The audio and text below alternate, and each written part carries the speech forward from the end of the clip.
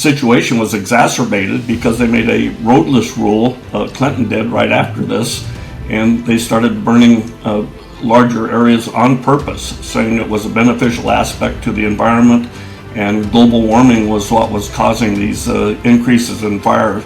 It wasn't anything to do with poor land management policies, which were actually at the root of these problems, and still is at the root of these problems.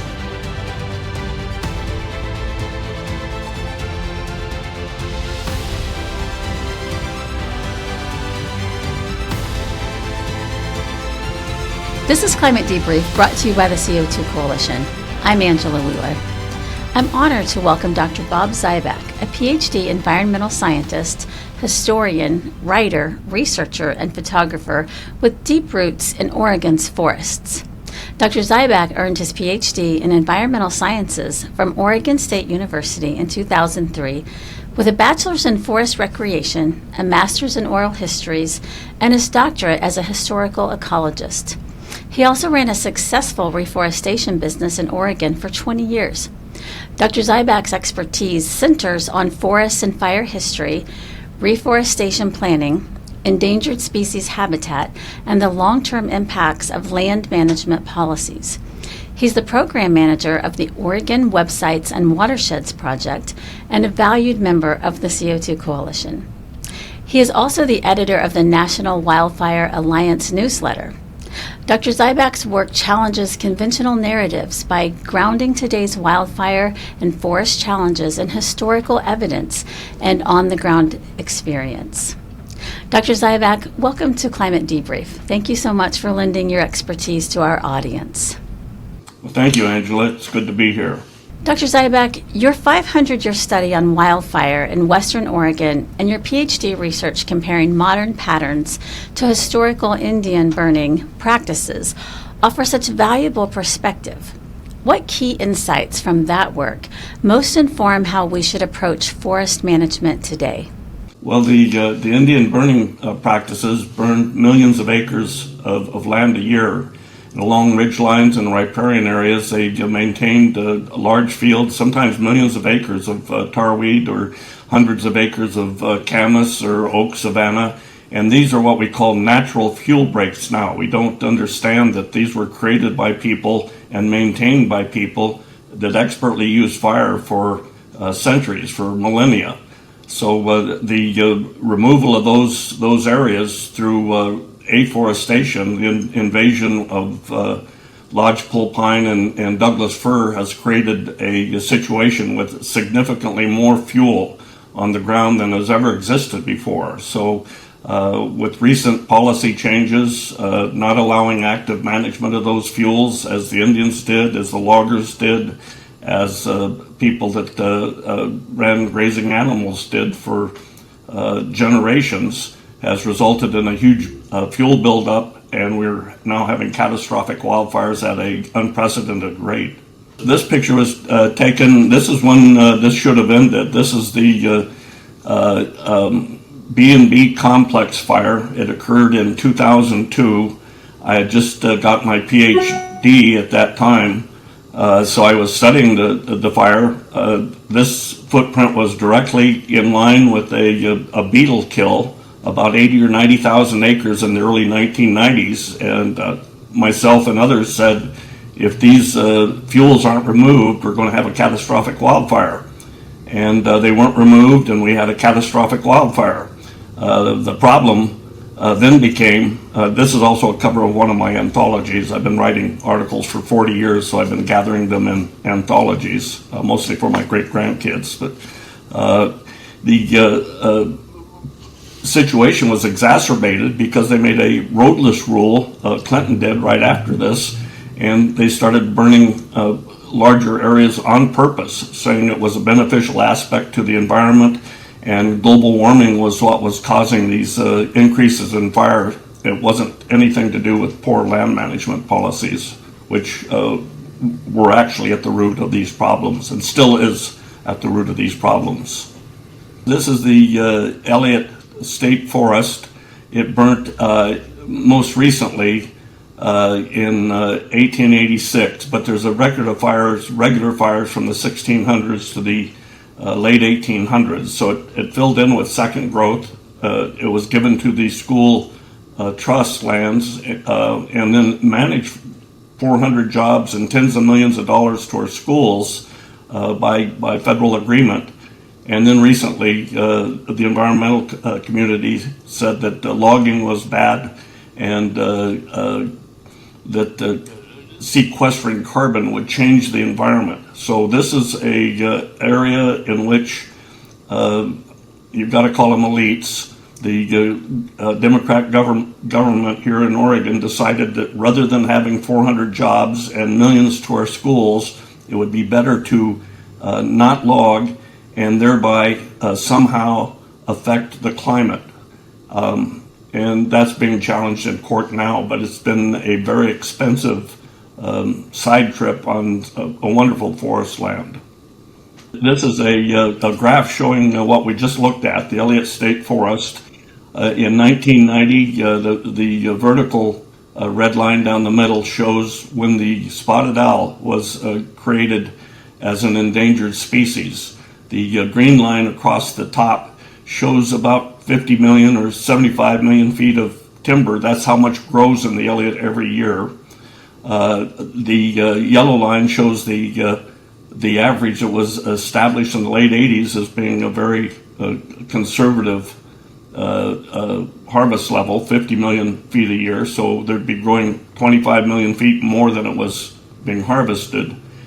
But all the red lines that go down to zero to the right of the vertical red line, those are rulings by the court, litigation based on regulations that say that logging is bad for the spotted owl, and therefore we have to stop doing it, and we have to start raising carbon credits for climate change instead. So that's heading towards another catastrophic wildfire, very much like the picture we just looked at. In your presentation, you showed that the dramatic drop in timber sales in Elliott State Forest and the rise in wildfire acreage since the 1990s. What practical policy changes would you recommend to reduce litigation barriers and restore active management while prioritizing community benefits? Practical policy would be to actually eliminate some of the government regulations, arbitrary regulations. They've got all kinds of acronyms, HCP, Habitat Conservation Plan, in which you can't actively manage trees that are within 75 feet or 62 feet or whatever the model tells them. And so you have fuels build up because of that. What would be needed would be a restoration of the previous law and practices, which worked fine without fire, which produced 400 jobs and millions of dollars in very safe wildlife habitat, clean water, clean air from lack of burning, and so on. So a restoration of active management, but using more enlightened approaches would be something that could be implemented almost immediately.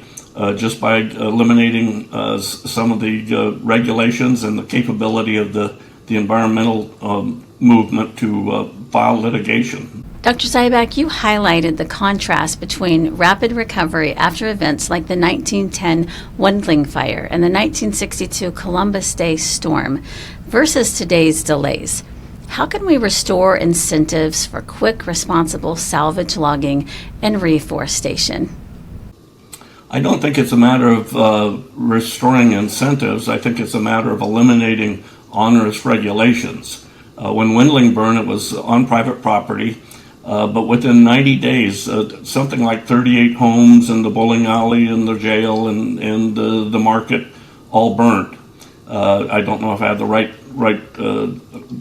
buildings in order there, but only about 2 homes were saved. They didn't have indoor plumbing when it burnt, but 90 days later, and certainly within a year, the entire community had been rebuilt.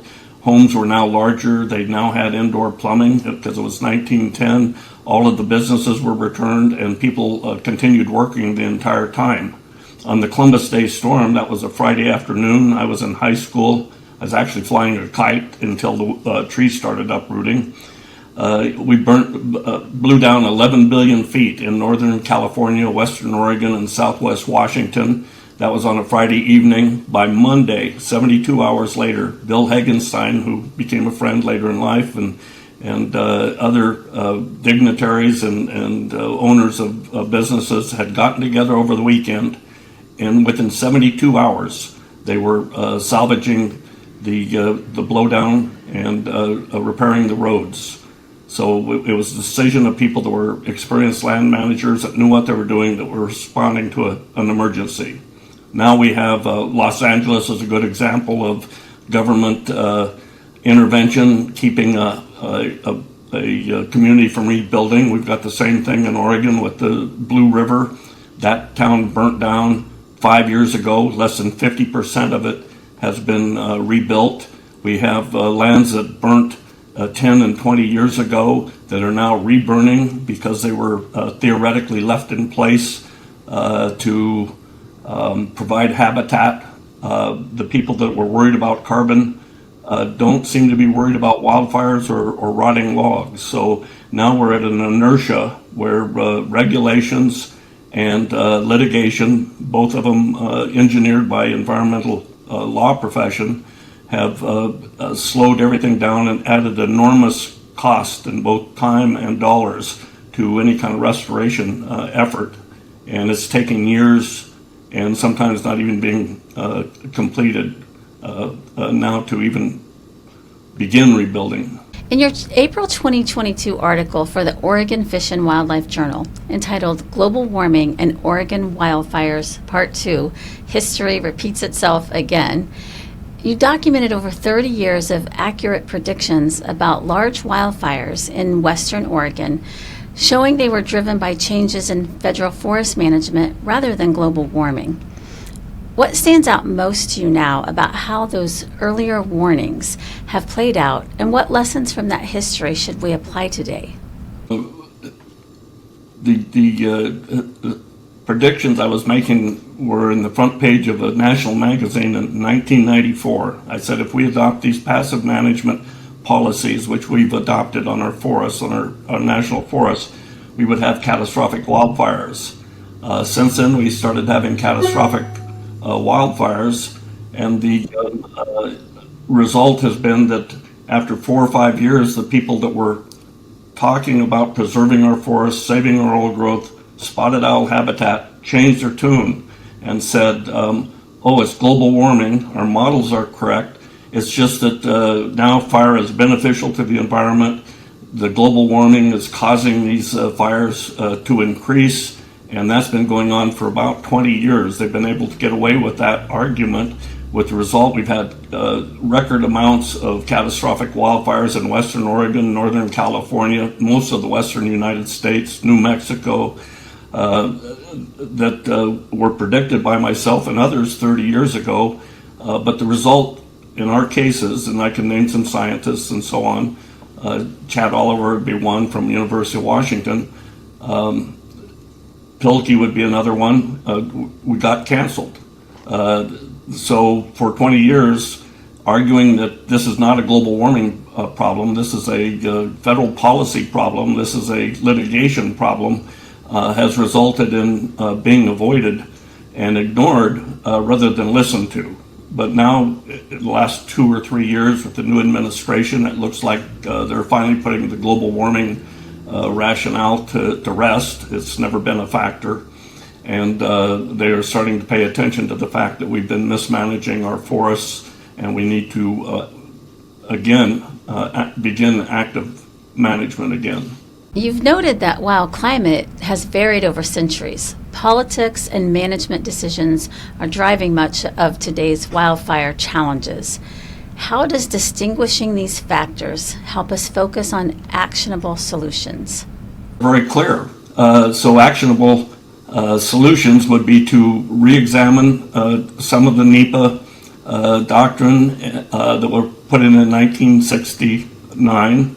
The Spotted Owl Wildlife Endangered Species Act changes that were put in 1973, and then mostly in 1980, Equal Access to Justice Act said that environmental organizations could sue the government based on regulations from the Endangered Species Act and from NEPA to halt logging or things that were determined to be detrimental to the environment. So looking closely at those regulations, Equal Access to Justice Act was intended for veterans, for poor people, for small businesses, but it got hijacked by Sierra Club and Cascadia Wild and other organizations.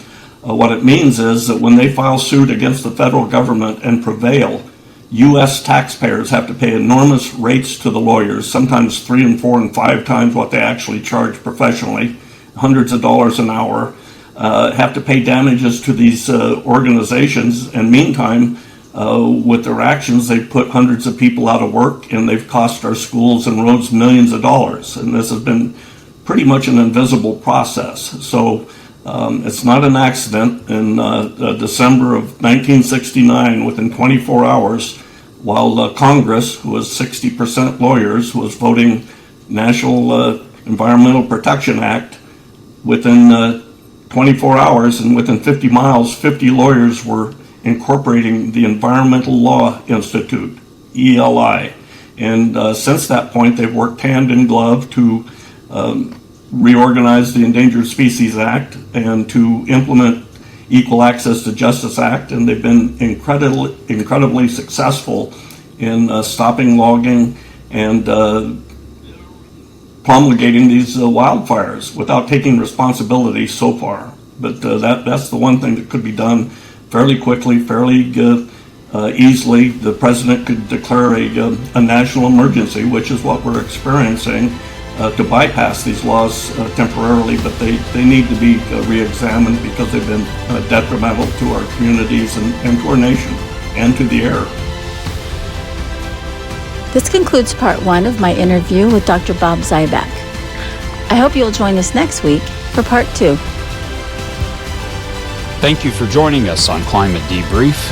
Executive producer is Angela Wheeler. Producers, Ethan Audie and Scott Wheeler.